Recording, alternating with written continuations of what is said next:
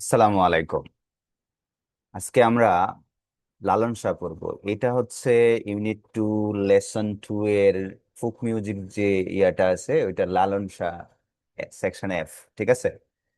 তো লালন শাহ, ঠিক আছে, ওনার জন্ম মৃত্যু, হ্যাঁ, is best known as an icon of the Baul tradition. Is best known, ঠিক আছে, বেস্ট নন। এখানে এই জিনিসটা হচ্ছে পেসিভ কনোটেশন এবং এই বেস্টটা হচ্ছে একটা অ্যাডভার্ব। মানে ইনি কি, যে Lalon Shah is best known as an icon of the Baul tradition in Bengal.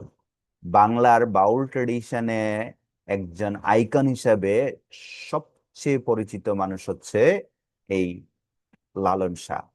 এখানে একটা কানেক্টর আছে, দেখেন, এটারে গুল দেন। যদিও he was also a philosopher, thinker and social reformer. দেখেন, এই লোকটা কিন্তু একজন দার্শনিক, চিন্তাবিদ এবং সমাজ সংস্কারক, সোশ্যাল রিফর্মার, সমাজ সংস্কারক। ওকে। হি প্রিস্ট, প্রিচ মানে, প্রিচ মানে হচ্ছে প্রচার করা। তাহলে হি প্রিচ, তিনি প্রচার করেছিলেন কি, রিলিজিয়াস টলারেন্স। মানে হচ্ছে এই যে ধর্মীয় ধর্মীয় সহাবস্থান, একজন আরেকজনকে বুঝা, হ্যাঁ, টলারেন্স, এবং rejected social differences based on class, caste and creed. যে এখানে উনি একটা কাজ করছে, একটা জিনিস হিপিস্ট, যে আপনারা ধর্ম নিয়ে থাকবেন কিন্তু ধৈর্য সহকারে, সে কেউ কাউকে আঘাত করবেন না। আবার দেখেন আরেকটা বেসিক ফ্যাক্ট আছে, হি রিজেক্টেড, তিনি রিজেক্ট করেছেন। এই যে রিজেক্ট ভার্বটা, এটা কিন্তু একটা ট্রানজিটিভ ভার্ব। কেন?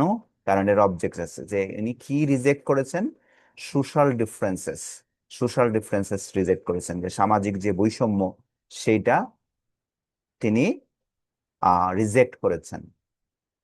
তো বেসড অন কিসের উপরে ভিত্তি করে, ক্লাস, যে শ্রেণী, কাস্ট, জাত, এন্ড ক্রিড, বিশ্বাস।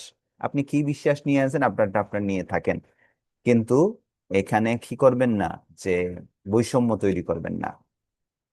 তো he also believed, then also একটা অ্যাডভার্ব, তিনি আরো বিশ্বাস করতেন, এই যে একটা কানেক্টর, যে a search for truth should begin with the body.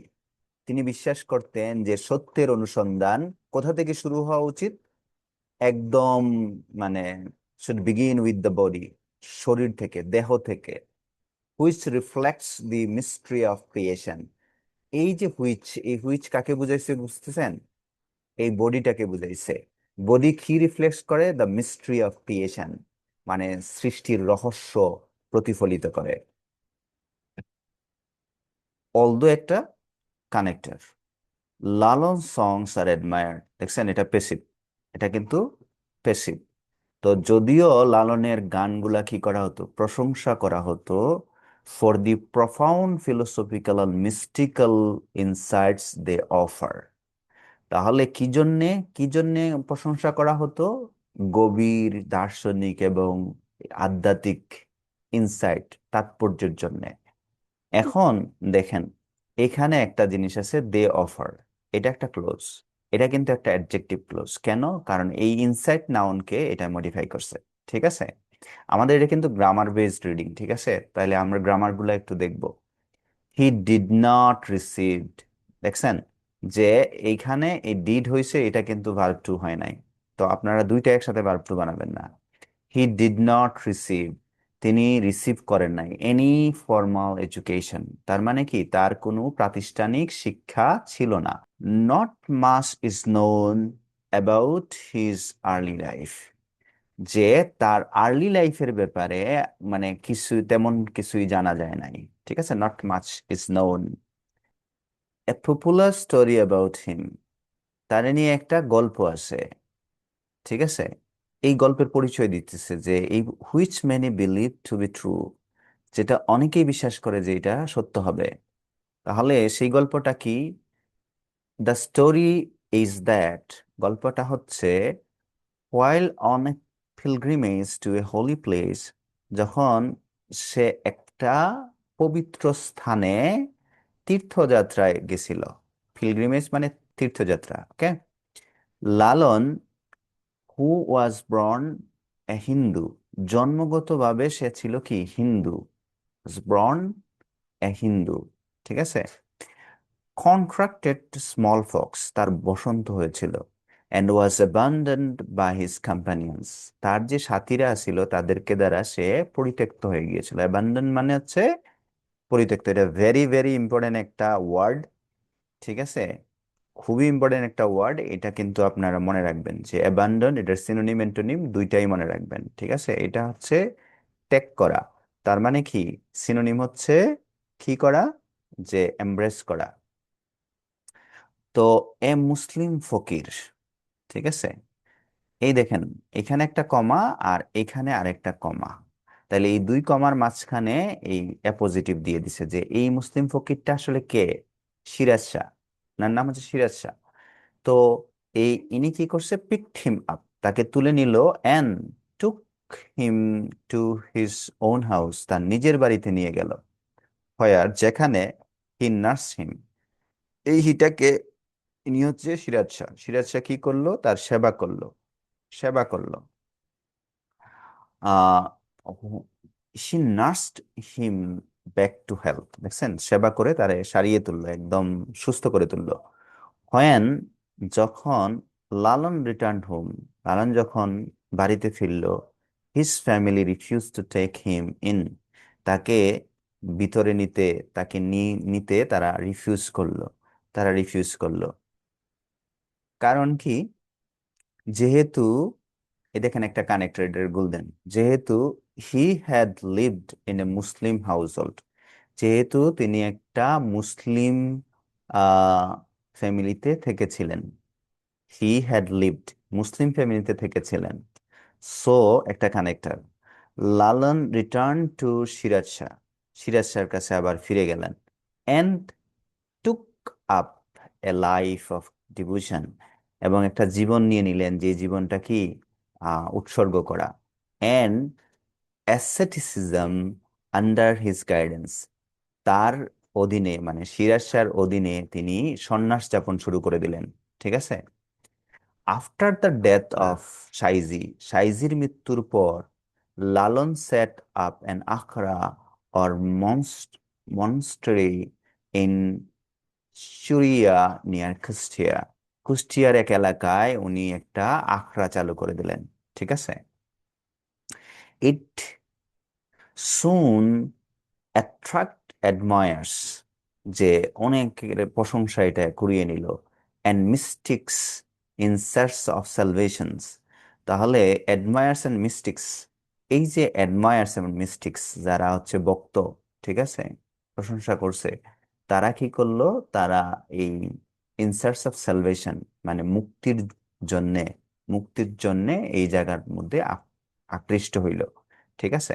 এখানে একটা দেখেন হু আছে, এই হুটা দিয়ে কি বুঝাইছে, ওই যে অ্যাডমায়ার্স এন্ড মিস্টিক্স, তারা কি করছে, বিকেম ইনিশিয়েটেড ইনটু বাউল অ্যাসেটিসিজম, আর বাউল সন্ন্যাসীর দিকে যারা ধাবিত হয়েছে তারা, এন, এবং তারা কি হয়ে গেছে, বিকেম হিজ ডিসাইপলস, তার ভক্ত হয়ে গেছে, ঠিক আছে, ভক্ত হয়ে গেছে। এজ একটা connector, Lalon began writing and composing, Lalon লেখা শুরু করলেন, রচনা করা শুরু করলেন, সংস, ঠিক আছে, গান রচনা করা শুরু করলেন, হুইচ হিজ ডিসাইপল স্যাং, তাহলে এই হুইচ দিয়া কাকে বুঝাইছে, ওই সংস কে বুঝাইছে, প্রনাউন রেফারেন্সিং, যেইগুলা তার ভক্তরা গাইতো, with the accompaniment of ektara and dotara, মানে অ্যাকম্পানিমেন্ট মানে সহকারে, এগুলাতে কি ছিল, একতারা দোতারা, এগুলা দিয়ে তারা গাইতো। His fame spread to far places, দূর দূরান্তে তার ফেম, ফেম মানে কি সুনাম, স্প্রেড, স্প্রেড ছড়িয়ে পড়লো, টু ফার ওয়ে প্লেসেস, তাহলে এখানে দেখেন যে স্প্রেড যে ভার্বটা আছে এটা কিন্তু টু, ঠিক আছে। তো এটা তিনটা রূপ একই রকম, একই রকম, এটা ভালো করে ইয়ে করেন, স্প্রেডেড লিখবেন না, ঠিক আছে, স্প্রেড স্প্রেড স্প্রেড তিনটা একই রকম। Rabindranath Thakur and Kazi Nazrul Islam were among those who admired him, তার প্রশংসা যারা করেছিলেন তাদের মধ্যে বিখ্যাত কে কে ছিলেন, Rabindranath and Kazi Nazrul Islam were influenced by his Sahajiya philosophy. তার যে সহজিয়া ফিলোসফি এটা দিয়া তারা কি হয়েছিল, ইনফ্লুয়েন্সড হয়েছিল। তো এখানে যে সহজিয়া ব্যাপারটা এটা বোঝাতে চাচ্ছে আর কি, সহজিয়া জিনিসটা কি, দ্য অ্যাটেইনমেন্ট অফ দি সেলফ, মানে নিজেকে অর্জন করা কিসের মধ্য দিয়ে, থ্রু দ্য সিম্পল ট্রুথস, সহজ সত্যের মধ্য দিয়ে, that reside in one's own body and soul.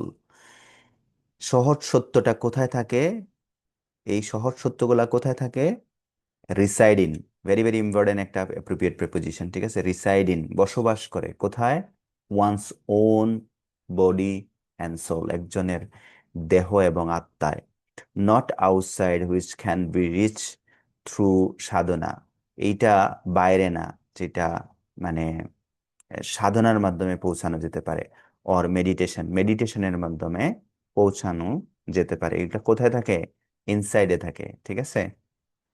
Many of his disciples also become famous for their songs.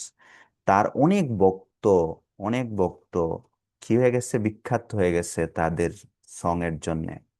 They included, তাদের মধ্যে ছিলেন খাঙ্গাল Harinath Majumdar, Pagla Kanai, and Dudu Shah. Thank you. তাহলে এটা থেকে একটা কুইজ হবে ইনশাল্লাহ, ফেস করবেন।